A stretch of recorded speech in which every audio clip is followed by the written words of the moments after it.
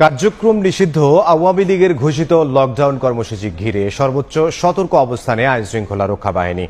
সম্ভাব্য নাশকতা প্রতিরোধে রাজধানীতে সাঁড়াশি অভিযান বাড়ানো হয়েছে, গোয়েন্দা নজরদারি, গুরুত্বপূর্ণ পয়েন্টে মোতায়েন করা হয়েছে 12 প্লাটুন বিজিবি।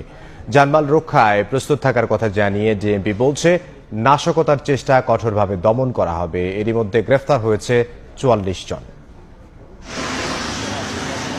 13 নভেম্বর কার্যক্রম নিষিদ্ধ আওয়ামী লীগের ডাকা লকডাউন কর্মসূচি ঘোষণার পর থেকেই চলছে নাশকতা। জনমনে তৈরি হয়েছে আতঙ্ক। এই পরিস্থিতিতে রাজধানীতে চেকপোস্ট বসিয়ে তল্লাশি জোরদার করেছে police. Airport, Abdullahpur, Dhanmondi 32, Kakrail, high court সহ গুরুত্বপূর্ণ স্থানে মোতায়েন করা হয়েছে 12 প্লাটুন বিজিবি। মোড়ে মোড়ে সতর্ক অবস্থানে রয়েছেন আইন শৃঙ্খলা বাহিনীর সদস্যরা। রাজধানীর সব প্রবেশপথ ও হোটেল মেসে বাড়ানো হয়েছে নজরদারি। সন্দেহভাজন কাউকে পেলেই জিজ্ঞাসাবাদ করছে পুলিশ।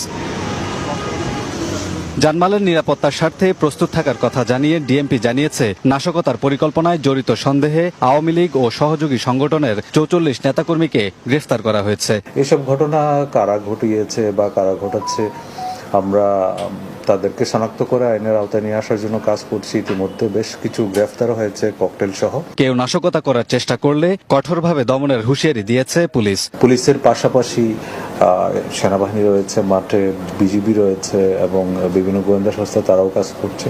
অতএব এই যে দু একটা বিচ্ছিন্ন ঘটনায় নগরবাসীর হয়তো আতঙ্কিত হওয়ার কোনো কারণ আছে বলে আমরা মনে করি না।